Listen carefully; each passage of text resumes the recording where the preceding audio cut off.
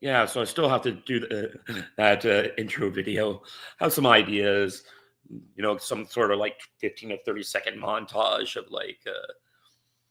of the fall of the of intelligence, historical Cold War stuff. I'm thinking, or before that, I just need to find the right AI that generated up for me.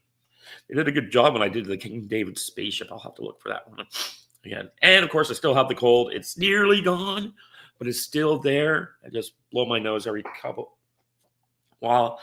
What's new for me? Well, I went to work today and I shoveled off for snow for a few hours. So that's my life now. I'm still looking for some other stuff to do, but uh, it's only supposed to be temporary. Well, not the church work, but that's something I can do. Sure beats driving at Uber. Yeah, it's just more feels like I did something, not denigrated myself a bit. Also got out of X jail. Apparently you can't. There are some things you can't say on X. I learned you can't say that. I thought, if you made it a large enough group of people, not attacking an individual, but it's the algorithm. It's probably some EU BS nonsense. Anyways, I was asked to start talking about the fall of the Tsarist Empire, and that's where we're going to get into here. July crisis is literally the end of the Tsarist Russia, the march to World War I and Revolution by Dominic Livin. So that's kind of our source here. I have another one here on the Eastern Front. I have another one on the Polish-Russian War. But I wanted to get into the last chapter, which is War, Revolution, and Empire. Because it has a pretty good stuff. So, as if I'm reading from my book club that I belong to. Russia's World War I went roughly as Peter Dernova, Russia's most intelligent reactionary leader, had predicted in his February 1914 memorandum. The Russian army was inferior to the German and was defeated in a number of battles, most notably at Tannenberg in 14 and Gorlice-Tarnow in 15, which is true. But one could say that if the Russians had properly concentrated all their forces against Austria, following the original battle plan, which they nearly knocked Austria out of the war in the First World War. In the opening year, in the winter of 1914-15, they destroy the Austrian army, who's doing really dumb stuff. I have a book about that called something Armageddon, and the Austrians are really stupid. They think that they divide their forces. They have poorly trained people. They're lined up, ready to do an attack, a spoiler attack in Russia. Then they send half their army to attack Serbia, get Belgrade, then have to retreat out of Belgrade because the Russians are so hard kicking their butt. And the Russians had continually done that, really put the pressure on Austria, but they got kind of sucked into war with Germany. Now, some will say that, that allowed for the French to say that the Battle of the Marne, critical forces suddenly had to be shifted off the French front to go fight the Russians. And they also have the fact that, the Russians are operating in the clear, just in their radio messaging traffic. They don't have they don't have codes. They're just speaking in Russian to each other. And the Germans are listening with their translators going, ah. Anyways.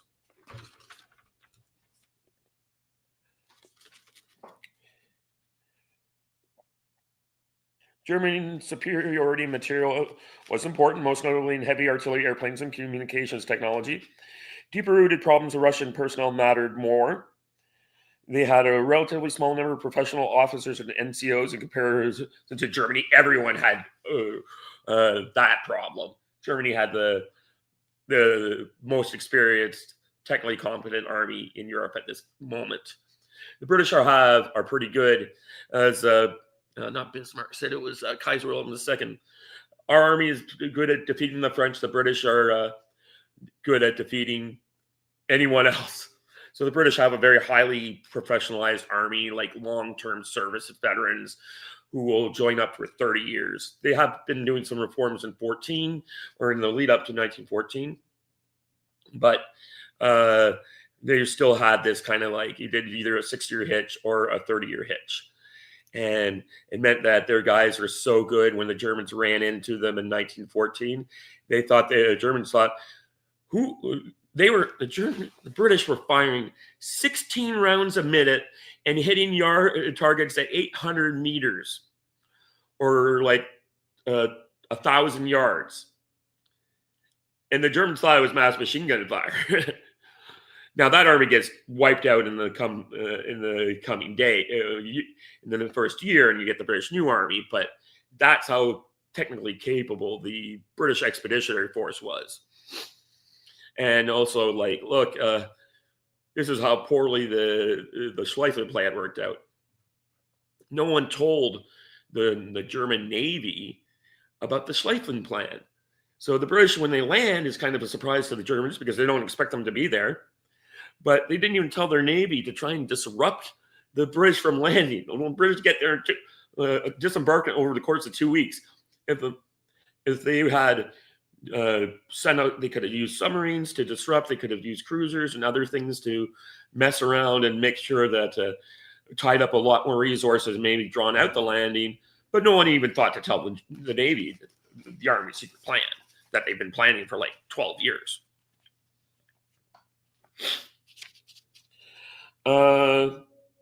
Relatively easy. Yep. Yeah, everyone else is bad. On occasion, Russian armies did defeat the Germans. They were, in general, superior to the Austrians. Not general superior. They were.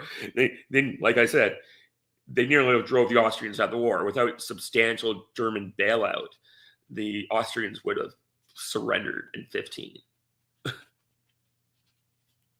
By the winter of 1916-17, the Russian army was tired and had suffered heavy casualties, including high levels of surrender and desertion. In a few units, there were signs that morale and discipline were slipping, but as yet, the Russian army had suffered nothing remotely similar to the mutinies that would hit the French in 17. Russian generals and staff were learning from experience, and without the revolution, the Russian army could have made a big contribution to the Allied cause in 1917. With the war production likely to decline after 17, the Russian forces would probably have a smaller contribution in 18, though this was also true of Italy and Austria. However, by this time, the entry of the United States in the conflict meant that the Russians did not actually need to do a great deal to finish the war on the winning side, though what winning would mean to an exhausted Tsarist Russia in the camp of Western democracy is a moot point. In the Russian case, it was the rear, not the front, that collapsed first and undermined the war effort. In this respect, Russia was very different from Germany, where knowledge that the war was lost on the battlefield was crucial to the disintegration of the home front in 18.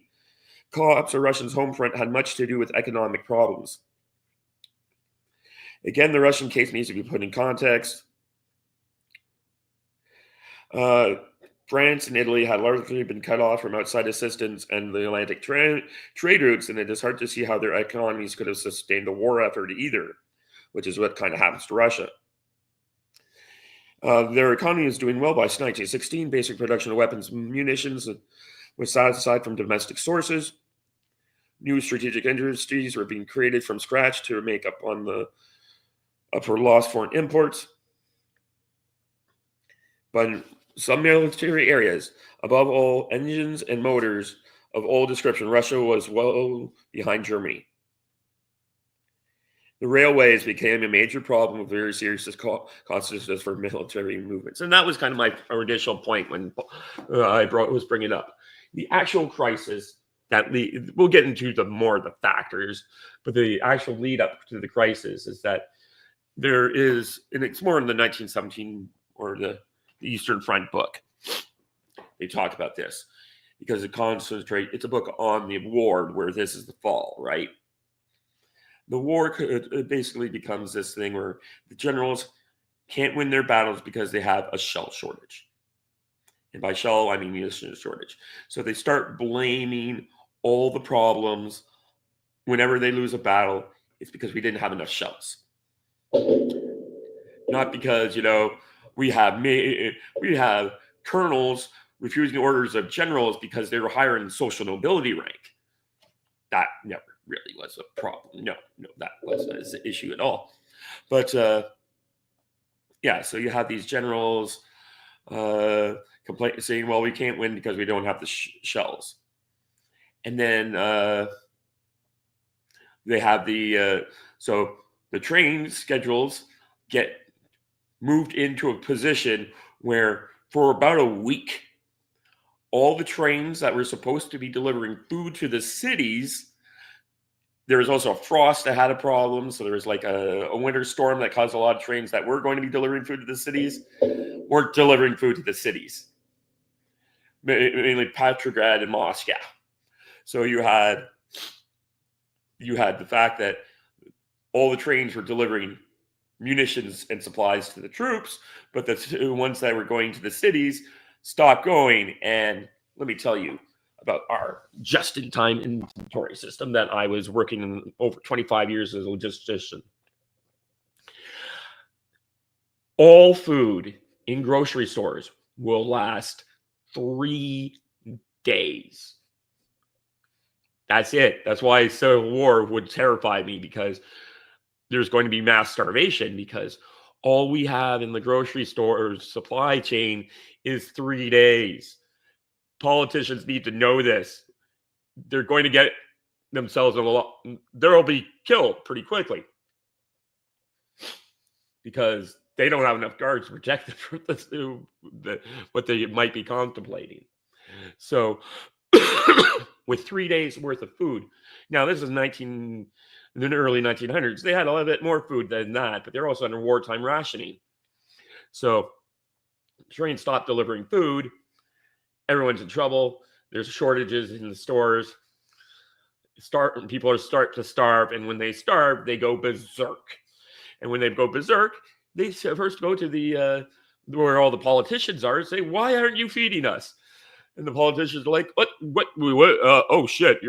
Where did all those torches and pitchforks come from so fast?" And then suddenly you have Sri Lanka or Nepal, where these things are happening. And I think the Europeans are going to be learning very quickly that you can't be doing what you're doing, or you won't have farmers dropping manure off on your front lawn.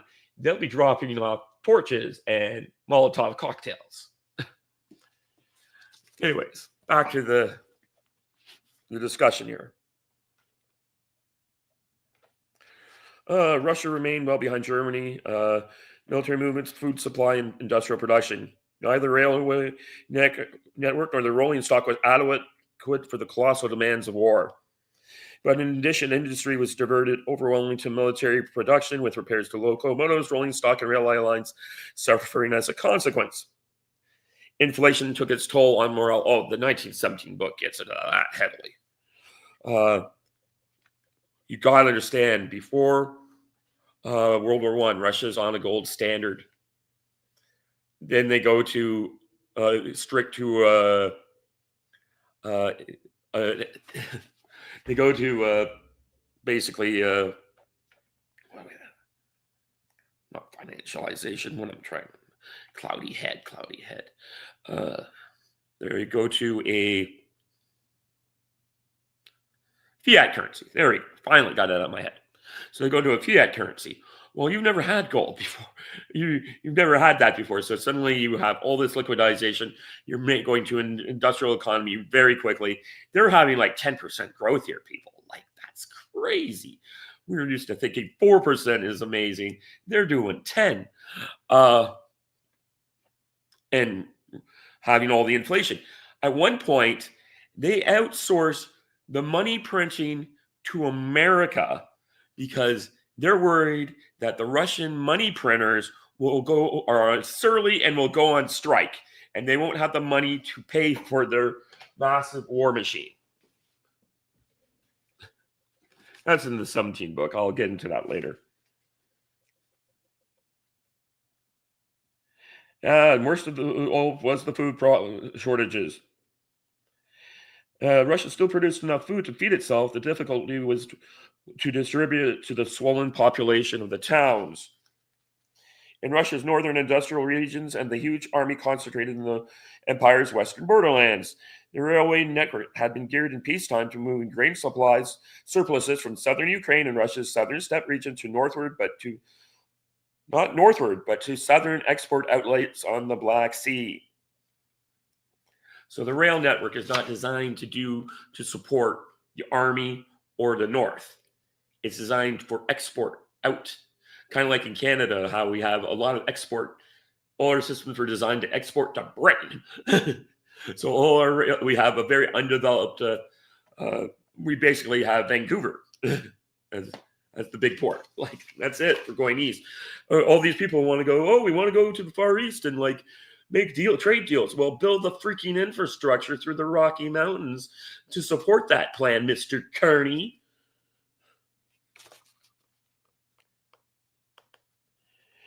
At least as important were conflicts between the army and a number of civilian ministries and local government bodies. Zemstvos, over how to price and procure grain. The big estates which marketed all their grain were hard hit by labor shortages, with 15 men called up into the armed forces. Meanwhile, industry could not simultaneously supply the army and produce consumer goods at a price and quantity that would persuade peasants to sell their grain. This happened everywhere in Europe, but Russia was really the first one to have it. Politics and government were even more important than economics in destroying the Russian war effort.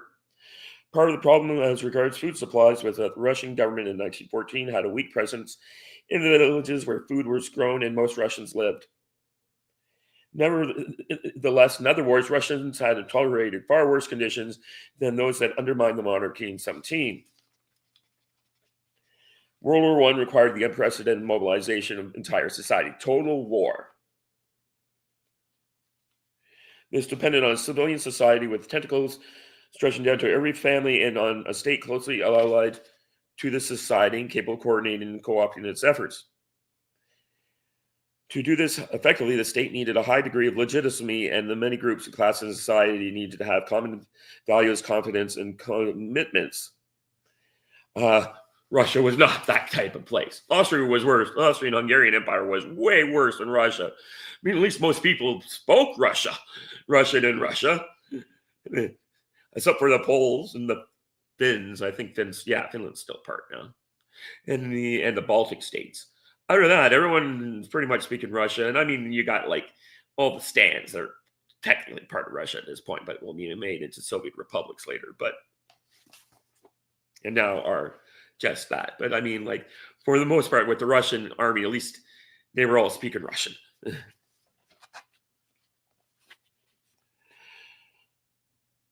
The government, and specifically Nicholas II, were partly to blame. War put enormous strains on society, and government leaders were required who would both inspire their people and drive the immensely larger and more complicated wartime government machine. As hopes of a quick victory evaporated and sacrifices mounted by this need became paramount. In Britain and France, David Lloyd George and George Clemenceau respectively fulfilled the role by 1917. However, Russia couldn't pull that off, let alone use such political leaders. Wilhelm was largely replaced by Paul von Hindenburg and Erich Ludendorff. They were supported and demanded by most of all the German elite and much of the parliament and population. Their leadership proved a catastrophe, losing a war that Germany would probably have won without their miscalculations. This illustrates how a monarch could hand over his power to the heroes of public opinion and nevertheless doom his dynasty and country. Closest thing they have to a wartime hero is Grand Duke Nicholas, who became commander-in-chief of the armies in 14. His appearance was imposing. His reputation as the nationalist and anti-German of all the Romanovs also helped his public image. But by 1915, he had three big problems. In the first place, he joined with Duma politicians putting pressure on Nicholas II to remove unpopular conservative ministers and make concessions to public opinion. Tsar Nicholas and his wife especially were against doing anything like that. They wanted to preserve the autocracy as much as possible. Second, under the Grand Duke's leadership, army headquarters became an empire unto itself, ignoring ministers' pleas and adopting policies in the vast area behind the front that it controlled and processed, disrupting the civilian economy and society. The most extreme example of this was the Army's policy of forcing much of the civilian population to flee their homes and migrate into the interior during the Great Retreat of spring and summer of 1915. They could get away with this kind of crap in 1812, but by 1415, this kind of like scorched earth thing was not cool anymore. And yes, Stalin and Khrushchev would do it in World War II to much greater effect, but they also had a ruthlessness that is indescribable. Well, it's been described a lot, but people tell me you can't deport 20 million immigrants from the United States. Oh, yes, you can. You won't like it, like the measures you could do to do it, but you could do it. I don't think the Trump administration or any Western government's got that kind of gumption at this point, but it's possible. And if anyone tells you to do that, just point them at Joseph Stalin. For all those reasons, Nicholas II himself replaced his cousin as supreme commander in August 15. His role was mostly ceremonial, actual command being exercised by the new chief of staff, Mikhail Alexeyev. He was a far better general than either the Grand Duke or the later chiefs of staff. In military terms, the change of command made excellent sense. It also reduced the conflict between general headquarters and the civilian government. On the one hand, the monarch, now taking so prominent a role as head of government and commander-in-chief of the army, the monarchy's legitimacy sank with every difficulty or failure in the war effort. And this is something that you will be pointed out constantly in junior high when they cover World War I. That was something that was kind of interesting looking back in school. We cover World War I a lot and the lead up to the war and all the causes of it. And then we forget about World War II. But that was the education system when I was growing up. We covered initial invasions of creation of Quebec, all the rebellions in Canada, and World War I. Those were the big high points. Yes, America did run a pogrom against the Empire Loyalists at the end, during and after the end of the Revolutionary War. And I know they taught me in high school, Merle, that's what happened. I had a friend of mine, Merle, said he was doing some research on the Revolutionary War. He's an American. He's like, I never knew we did this to you, Empire Loyalists and Canadians. And I'm like, they taught me that in 7th grade.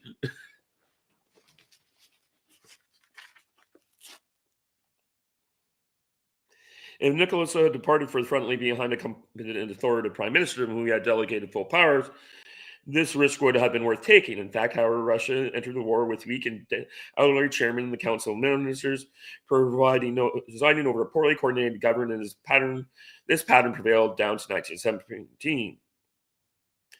The emperor had never been able to coordinate and drive the government even before he took on the additional burden of commanding his armies, but he could not find a prime minister competent to do the job who would obey his orders and pursue the line he required. Talented officials were no longer willing to simply assume public responsibility for executing the Tsar's commands. And then you enter Rasputin. His influence on policy was grossly exaggerated, and nothing had changed one iota after his murder in 1916. But the mere presence of such a figure anywhere near the monarch was disastrous and great damage to the regime's legitimacy. With the Nicholas at the front, his wife's influence grew, and she used it to strengthen her husband's back against pressure to give way to the Duma. In this increasingly historical wartime atmosphere, nonsensical rumors flew about treason at court, with the German empress the main villain. Sounds just like the French lead up to the French Revolution, by the way. There's so many rumors about Marie Antoinette at that time. She's doing all kinds of crazy things. And we see conspiracy theory, as we sometimes call it. abounds in the lead up to a revolution. It's not when you have a successful society, people with legitimate trust in the government, like we had here in Canada before COVID. I always say this to Americans who they're like, "Why were you so complacent?" I'm like, "Guys, we've never had our government screw up this bad. You have it happen to you every 10 years. You had the Iraq War, you had Vietnam, you had all this other stuff because from running a global empire. Canada doesn't do that. We don't have a global empire to worry or manage about. So Canada deals with Canadian stuff. God, I really should have got a glass of water. Let me fix that right now. Since no one seems to be watching at this point.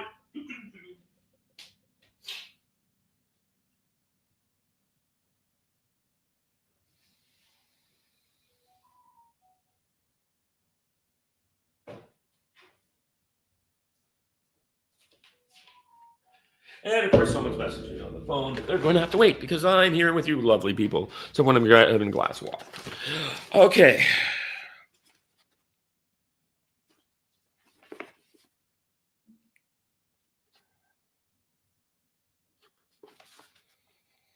In domestic policy, the decisive moment occurred in the summer of 1915 under the impact of serious military defeats following the Gorlice tornado. The majority of the parties in the Duma formed the so-called Progressive Bloc and called on Nicholas to again appoint a government acceptable to Russian society, which the Bloc claimed to represent. Most of his ministers urged him to make the compromise, but he refused. In the spring of 15, he already made significant concessions to the Duma, including the dismissal of key conservative ministers. He saw further concessions to pressure as both a confession of weakness and a de facto concession of parliamentary government, which in his opinion was certain to lead to the disintegration of authority and thence to social and national revolution. It is possible that had he agreed to this Krivoshen's proposal, he could have put some of the blame would have been shared between him and the government. However, by rejecting this compromise, he found himself more and more isolated, bearing sole responsibility for all the war's inevitable problems and rejected even by the most competent senior military and civilian officials. The Russian, a friend of mine always says this is what happens in revolutions, is that there's a split among the elites. And that's what we're seeing here, a real split among the elites, where they suddenly are like, maybe these revolutionaries have a good idea, and we need to be on the right side of history. We saw it in France with Lafayette and a couple other guys. They were establishment types until there weren't, and then game was on. It would be wrong to blame the breakdown of the government and the monarch alone. The Duma and public activists also played a big role. Liberal politicians were well aware of the fact that failure in the Crimean and Japanese wars had led to a weakening of the regime and progress toward what was seen as Russia's destined liberal future. They hoped that Russia's setbacks in World War I would have the same result. Yeah, we're counting on us losing. We want the state to lose. We want so that we can have a liberal government instead of the stupid monarch we got around here. And that's always a problem when you have people who actually are trying to undermine your own state during wartime. Now, we can't say, at least on one front, the Turkish front, the Russians just win by 1916, but that victory is not really trumpeted as much as it should be because of the disasters that are happening on the Eastern Front. But yeah, they totally win against the Turks. They got their maximum goal. They didn't get Constantinople because the British wouldn't let them land, even though they offered to drop about 60,000 troops, and the Greeks also offered to send troops. But the British and French just had to do it themselves. And they wanted all the glory for themselves, even though it didn't work out well for them. Though the retreat from Gallipoli is actually pretty good. The Turks were rather surprised. They went to bed one night, and the British and French were gone, and they're like, huh. Well, they pulled that off rather well. In 1915, all countries involved in the war faced a munitions crisis because of serious underestimation. I was already talking about that earlier. Yeah, even more exceptional was the fact that these attacks included accusation not just of incompetence, but treason. As well, a general ended up in jail, and a number of his associates were hanged up on trumped-up charges of espionage in a process that can only be signed as judicial murder. Does not sound familiar to Americans, I'm sure. Uh, yes, and of course, the shell shortage is why everyone blames everyone. And of course, the leader of the liberal conservative party was undermining the war effort by making all these McCarthyite like accusations, so that the government would look bad because we need to have a liberal government here, people. Whether or not it cost a few million Russian dead on soldiers their lives, that's just don't look how the sausage is ever made, right? Equal importance to the mobilization of the management of the food supply. Here, the progressive bloc was split, though most of public opinion strongly favored marginalizing private traders and relying on public control. This had a bad impact before the revolution, led rapidly to the complete supply of the food supply system once society gained full control in March 1917. The help provided to the wounded, refugees, and other victims of the war by the union of elected officials or elected local governments was much more useful, but Zemgor was very wasteful in its expenditure, partly because it refused any form of auditing its activities. Oh, does that not sound so familiar? Can't audit the Fed, you can't audit the army, you can't audit Ukraine, you can't audit Afghanistan. Like, that doesn't sound like the Russian Revolution at all, does it? It also saw itself as not as an adjunct of government, but rather as a parallel society administration engaging in a flood of propaganda against the existing regime before the revolution, and then centrally placing it with unhappy results in 1917, when it effectively became the executive arm of the provisional government. That's who and the former head of Zemgor, Prince George Lvov, uh, an otherworldly, elderly Tolstoyan dreamer. Some British guy called him that. That's exactly the type of guy you want running your civilian government, having just overthrown the monarchy.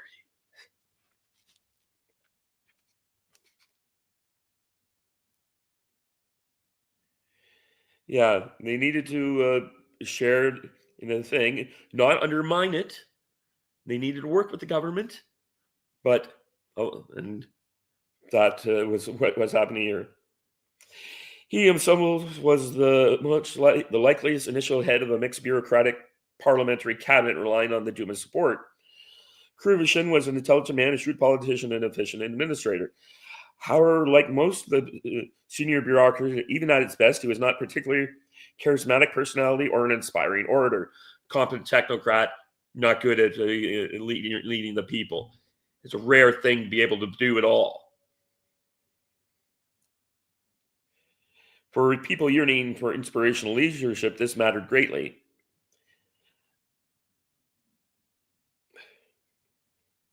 Yeah, it's a moot point whether these guys were ready to work together.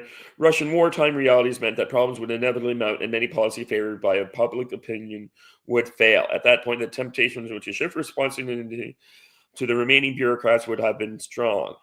As always, the situation was much more perilous by the fact that the Duma did not adequately represent even the middle classes. Yes, this is an estates general situation. It's not actually representing the well-to-do or that. So you don't have representation. You need buy-in at all levels of society, and most importantly, the burgeoning military class, what the Romans would call knights, need to be included along the lines. Number 1916, the cadet leader Pavel Milyukov denounced the government and the Duma for incompetence and even treason, because that's what we need in the halls of parliament, calling people treasonous all the time. His speech had a big impact and was extremely irresponsible. And in his defense, he claimed that the liberal leader in his party would have lost all credibility had they failed to reflect increasingly radical public moods. And of course, radicalization was from all the pressures on society, including 2 million soldiers dead, and that urban Russian was turned upside down by the effects of both breakneck wartime growth in industry and an influx of refugees from the western borderlands. All those guys that the army pushed out in the Great Retreat showed up, and now they needed to do something with them. We couldn't let those people be captured by the Germans and actually contribute to the war effort, right? So we needed to get them out of there. And you never know. Those Germans just might do bad, round them all up and kill them. Not that that ever happened in World War II. Oh, wait. That's exactly what the Germans do in World War II. I got some great books. I should say great books, but I have some great lines on the German generals who participated in that. Their opening orders made it perfectly clear what they were intending to do. All these German apologists out there who would say, oh, no, it was just the SS that was doing bad stuff. No, it wasn't. I had the operating orders. The sheer lunacy of Russian politics on the eve of the revolution is well illustrated by the role of one Protopopov, the last minister of internal affairs. He was a former deputy president, had always been okay. He had strong connections to the industrial world. The emperors hoped that he would manage and calm the Duma. Instead, he was deluged with abuse and denunciation by his former parliamentary comrades for his first appearance as minister. The word was spreading, the rumors were spreading that he was insane and from a venereal disease. Nicholas II said that the disease must have come on rather rapidly in the days since he was chosen the minister. Like all but a very few of those parliamentary colleagues, he was not competent to run so complicated and vital an institution as the Ministry of Internal Affairs, which was responsible for domestic order and the struggle against revolution at a moment of supreme crisis. So now the monarchy is in charge of that as well. You can't even give them a minister to do this stuff. The end of Tsarist Russia came in the course of a few days in late February and early March 17. A dynasty that ruled for 300 years departed almost overnight and with a whimper rather than a bang, because very few Russians were willing to defend it. And that's kind of how it goes. When people care, that was kind of the U.S. Civil War. General Lee saying, I'm more loyal to, I'm more of a Virginian than an American.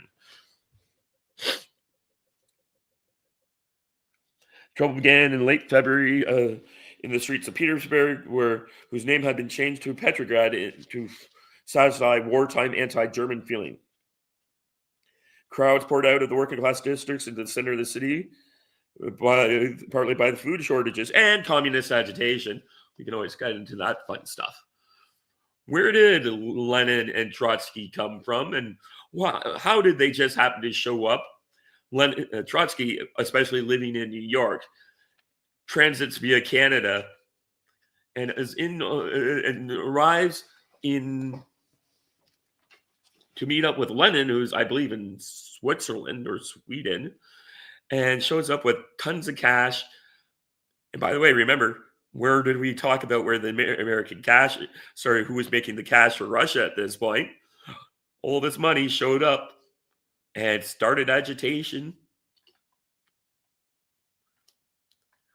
Yeah, all wars are bankers' wars, and war is a racket. Okay, dynasty that basic reason the crowd. As usual in such circles, the rumor was even worse than the reality and fed the sense of despair. The basic reasons for problems in food supply had been already explained. Yes, there was even worse Russian weather than normal that had led hundreds of thousands of troops to the Romanian border after the collapse of the Romanian army in the face of the German offensive. Yeah, so the Russians in the West pry the Romanians to declare war on Germany and Austria-Hungary, and they just roll all over them in months. And then suddenly, uh, what was not it used to be a small, nice little front line of peace and stability for the Russians turns out to be another 500 miles of front line you have to defend. Great plan there, guys. Maybe don't have the Romanians enter the war. And yeah, and you won't have to ship hundreds of thousands of troops at the last minute to the front to a front line you created by your short-sighted thinking. Romania, God.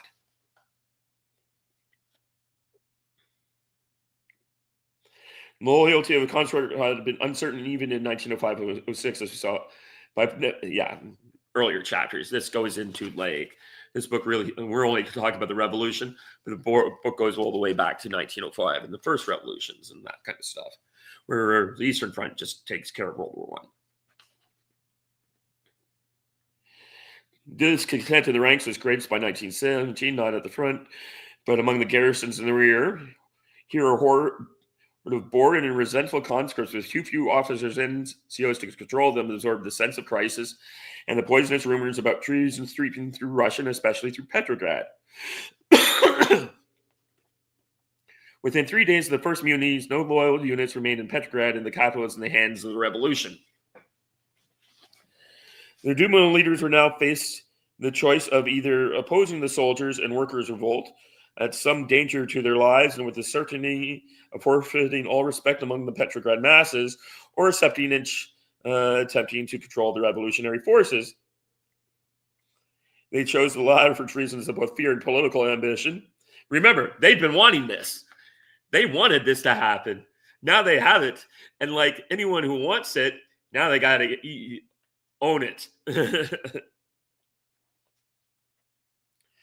They changed the later for reasons. The monarchy could not now be saved. Only the high command or the front acted resolutely and immediately to crush the revolt in Petrograd.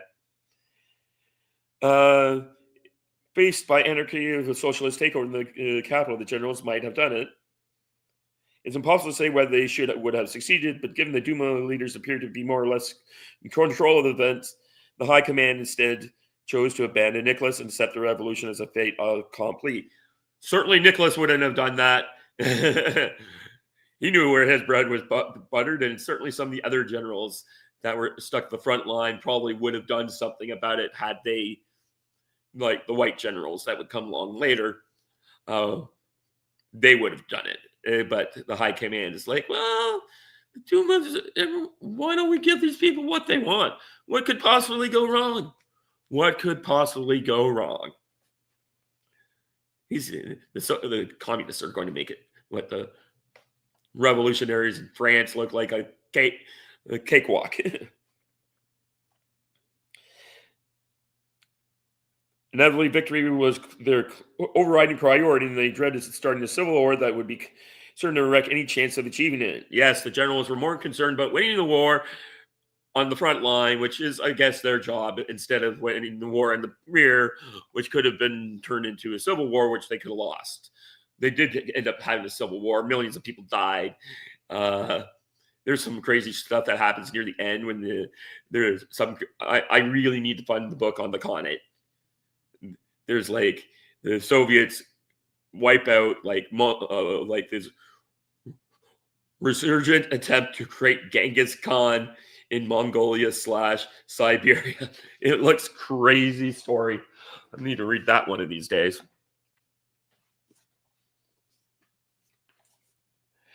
The overthrow of the monarchy led to the followed rapidly by the disintegration of military discipline, of the war economy, and of the food supply systems. Even in peacetime, the Russian Revolution would spiral quickly towards extremes.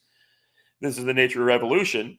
So by not putting it down, they got everything that they didn't want anyways, those generals. The fall of the monarchy made inevitable the expropriation without compensation of all non-peasant land. Sharp conflict between employers and workers in the cities was also inevitable, resulting in many cases in an attempt by workers to take over factories. They are seizing the means of production from the people who know how to run the factories.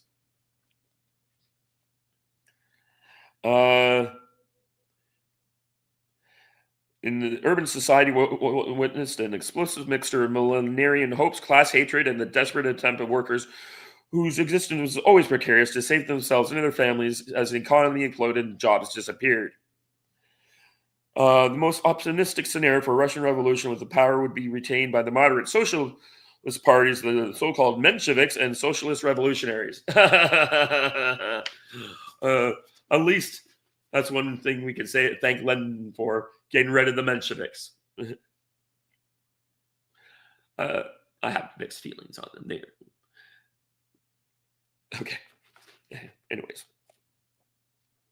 They both represented the opinions and values of the majority of the Russian people, and most of them opposed any attempt to create socialism overnight or by violence. At least in the short run, they might have confused much of the resentment of the non-Russian peoples, including the Ukrainian nationalist intelligentsia, by looking sympathetically at the creation of a federal political system. That's oh, you mean what Russia now has?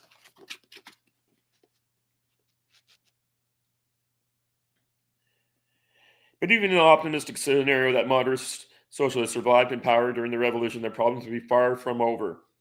Creating a peasant-based democracy almost from scratch in a country as enormous as Russia was a daunting task. Oh yeah, that reminds me. Like people don't I have a book over there. It is about the Treaty of Vienna, and it's very interesting to read about it because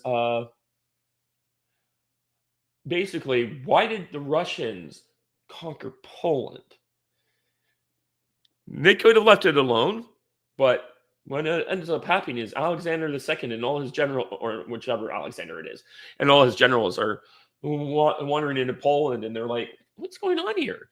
Why are all these Polish serfs, not really so, or Polish freemen, way more productive than our Eastern Orthodox serfs? Could it be Roman Catholicism? Which it probably was. But so the Russians take over Poland because they want to copy and paste the Polish success story all across Russia and make all their peasants as equally successful as the Polish ones. Then the Tsar has this bizarre religious conversion and goes hardcore Eastern Orthodox, abandons all those plans. It leads to a mutiny in his army at a later state under, I believe, his son actually has to deal with that.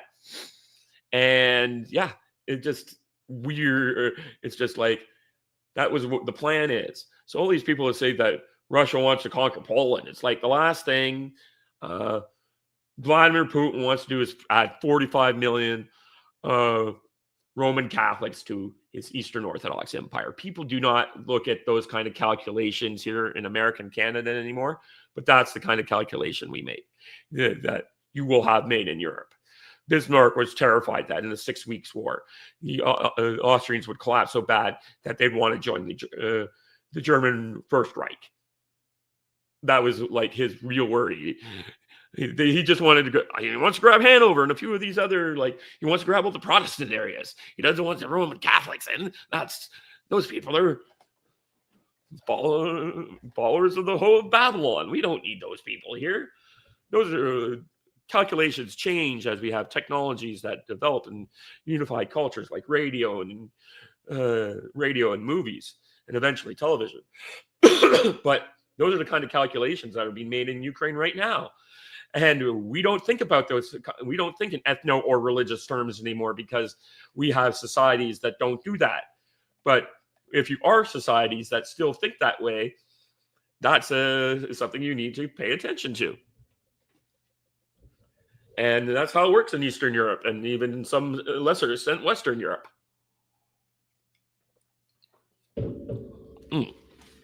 Anyways.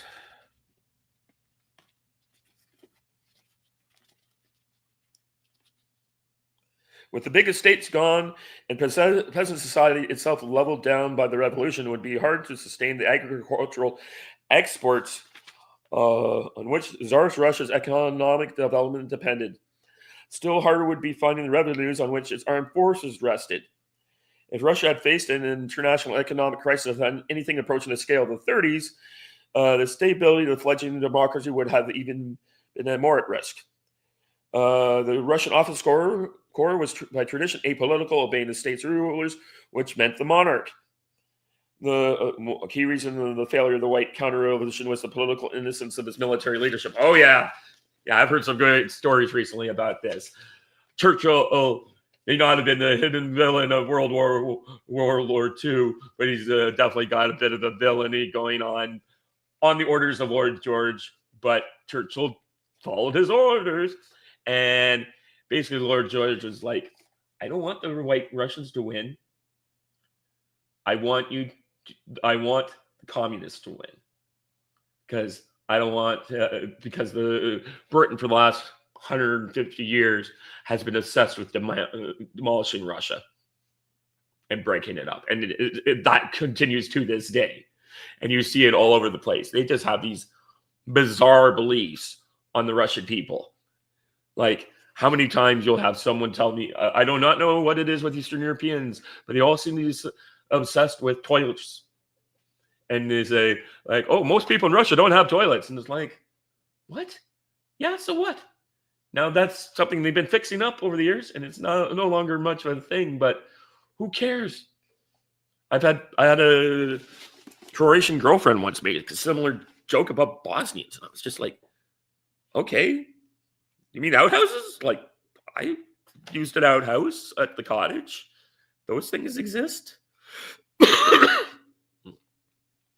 But it does seem to be something they were running water is a big thing into Eastern Europeans.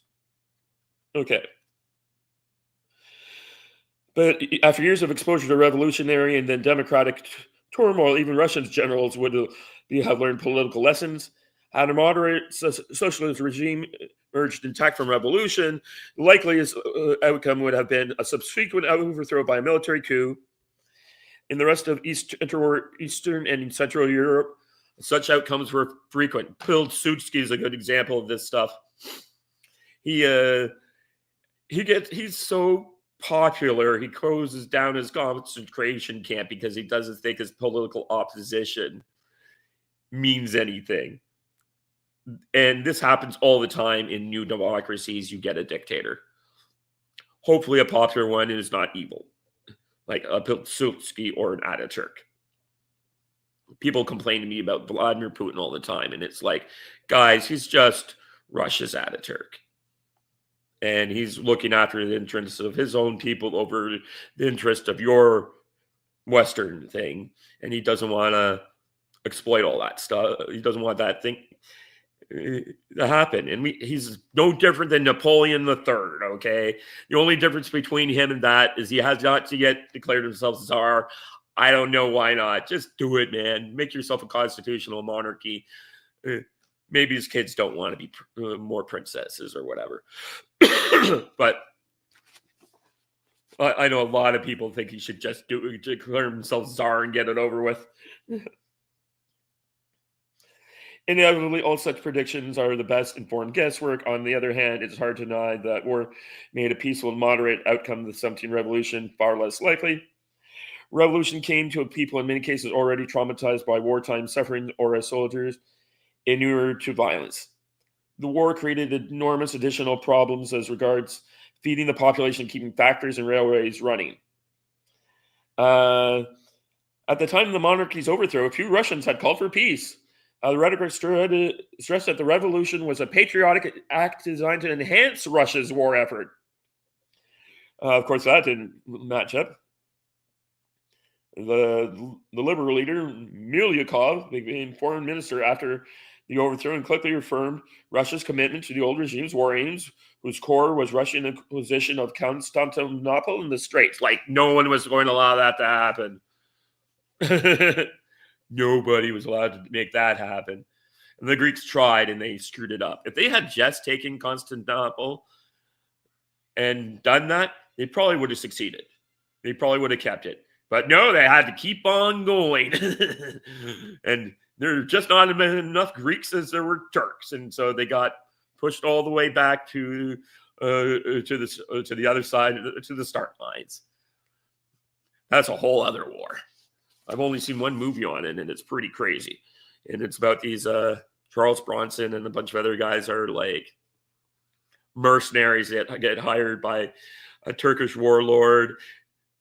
There's a lot of shenanigans, and they end up like being there for the retreat of the Greek army. It's kind of an interesting thing. You'd think that you'd see more movies set in that time period, but the interwar years between World War I and World War II are not well covered because World War II sucks up so much oxygen. But there are so many little wars in there that are going on that are, let's just say, the end of the Great War, the end of old wars led to more wars. Okay, the policy of moderate socialism renounce all aggressive or acquisitive aspects of the war, but to defend Russia against Imperial Germany. Until the autumn of 17, that often chimed with the views of the soldiers at the front, who were mostly prepared to hold the line against any German advance, even if in many cases they were unwilling to attack. Yeah. But war is a vile business, and regiments are seldom best run as debating societies. It was impossible to combine the revolution's demands for immediate social and economic transformation with the need for domestic order if the war was to be prosecuted effectively. The abolition of the police, democratization of the army, and expropriation of private land, all in their different ways, undermined the war effort, obviously. The rural revolution contributed to wrecking the food supplies to the army and further undermined military discipline. As soldiers deserted to go look for confiscated land or even just get food. Peacetime army was a formidable barrier against revolution. The mass wartime army became the revolution's spearhead. Yes, that's what happened there. Anyways, I've been talking for about an hour on this. I'm going to go end it now. We'll cover the rest of this tomorrow, and then we'll talk about the 1917 book and what it has to say, because it will get more into the details of the financial side of things. Versus this one is kind of the generalization of like what an effect of a revolution on people's life. And yes, spies have a heavy effect on revolutions on more on the micro level, but what was Trotsky and Lenin, if not agents of foreign powers coming in, especially Trotsky? How does a man like that show up with all that money living in New York? Who benefited by that? People talk about the Twin Towers and who benefited from shorting the airline stocks. Who benefited from the creation of this? A lot of people blame the British, and I do agree that. It is ironic to me that the British spent a lot of time undermining Russia, only to become allies with it in World War I. So there were definitely American banking interests. And there's a lot of stuff with the banks that goes on. And that's something that's more Tom Luongo's field, and we'll eventually have him on the podcast. But to talk about that, I'm not as quite up to the speed on that. But someone made a lot of money blowing up the Russian economy and blowing up the French economy, because when the Soviets take over, they abrogate all their foreign debt. And France has to eat that because the French have been buying Russian bonds like crazy to keep them in the war. So there's all sorts of financial shenanigans going on in the background.